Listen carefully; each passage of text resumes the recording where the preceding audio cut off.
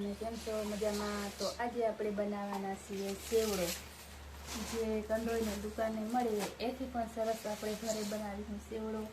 તો આપણે લઈ લીધા છે મકાઈના પૌવા અને ચોખાના પૌવા લઈ લીધા છે, અને આપણે માંડવીના બી પણ છે. માંડવીના બી કાચા હે આપણે તરીને નાખશું, બહુ સરસ સેવડો બનશે. અને આપણે લઈ લીધો છે ઘરનો તાજો મીઠો લીમડો. તો આપણે તપેલીમાં તેલ ગરમ થવા મૂકી દીધું છે.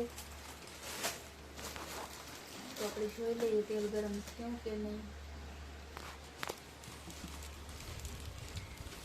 તો થોડું તેલ ગરમ થઈ ગયું એવું લાગે છે.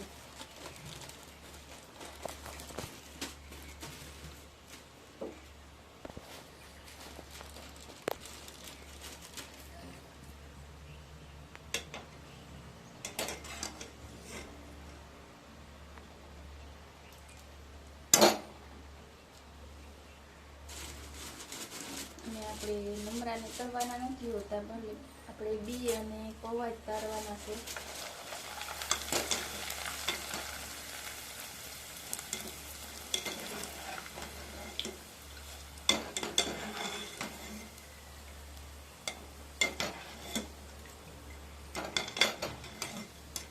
અને સેવડામાં બીજી ઘણી બધી વસ્તુ પડે છે. સેવ પડે, દાળ પડે, ઝીણા ભરભર પણ પડે, પણ અત્યારે બધું નથી નાખવું, કે મને બહુ ન ભાવે બધી વસ્તુ.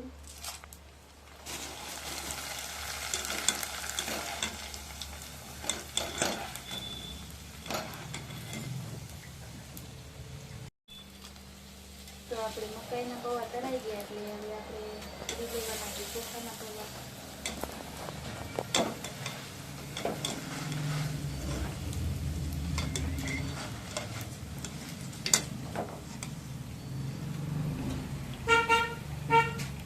કેટલા સરસ મજાના આપણા ચોખાના પૌવા પણ તળાઈ ગયા છે, ફૂલેલા.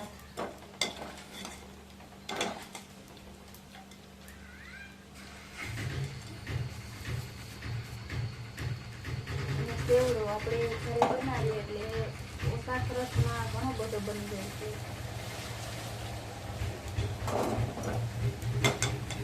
બાળકોને પણ ખાવાની મજા આવે. સેવડો બહુ ભાવે. બાળકોનું કીધું. બાળકોને મને સાગના સેવડો બહુ ભાવે. 50 વર્ષની ઉંમર પછી નાનું નહીં. તો સાકીને તમારી થઈ ગઈ.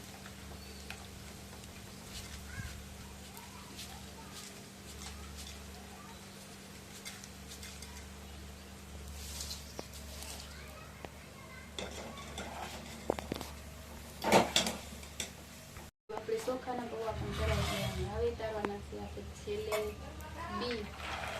તો બીને આપણે થોડી વાર રહેવા દેવાના છે. પૌવા જલ્દી તરાઈ જાય છે. બીને આપણે થોડીક વાર હલાવવા પડે છે.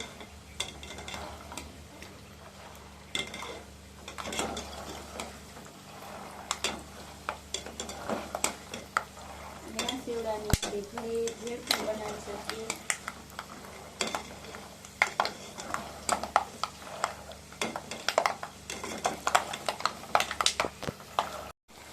આપણા બી પણ તરાઈ ગયા છે. તો જોઈ શકો છો કેટલા ગોલ્ડન બ્રાઉન થઈ ગયા છે બી.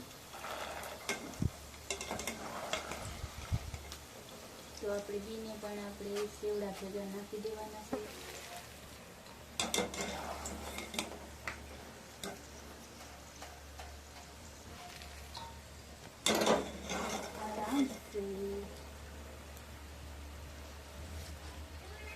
અને આપણે મીઠો લીમડો લઈ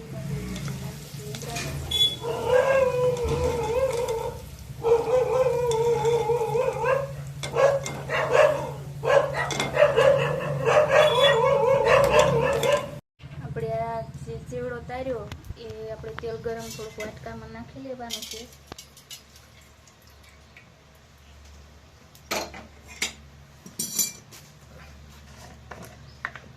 અને એમાં નાખી દેવાની છે આપણે હળદર. આવી રીતે આપણે હળદર નાખીએ તો કાશી હળદરનો આપણે સેવડામાં સુગંધ ના આવે. સરસ રીતે સેવડો આપણો બની જાય.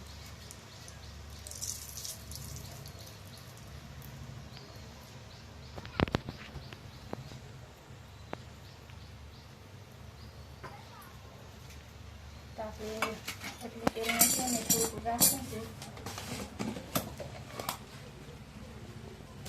અને આપણે થોડુંક મીઠું નાખી દઈશું. સ્વાદ અનુસાર મીઠું નાખવાનું. સ્વાદ પ્રમાણે આપણે મીઠું નાખી દેવાનું છે. અને એક ચમચી જેટલી આપણે સગણી નાખવાની છે. એ પણ કોઈને વધારે તીખો ખાવો હોય તો 2 ચમચી નાખી દેવાની. પછી આવી રીતે મિક્સ કરી લેવાનું. તો સરસ રીતે આપણો સેવડો બનીને તૈયાર થઈ ગયો છે. જોઈ શકો છો કેટલો સરસ સેવડો છે આપણે. અને ઓછા ખર્ચમાં એક તગારું તો આપણે સેવડો બનીને તૈયાર થઈ ગયો. તો આવી જ રીતે બને ત્યાં સુધી ઘરે જ બનાવવાનો અને તાજો પણ ખરો.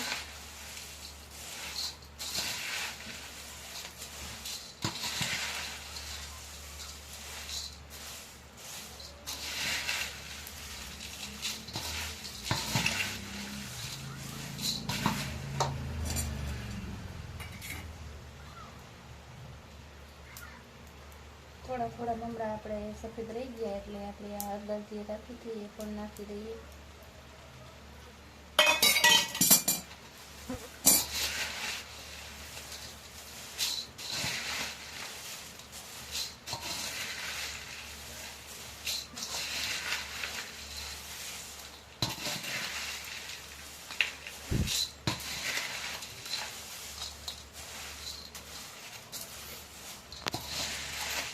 તો આપણો સરસ મજાનો સેવડો બનીને કડકડો તૈયાર થઈ ગયો છે.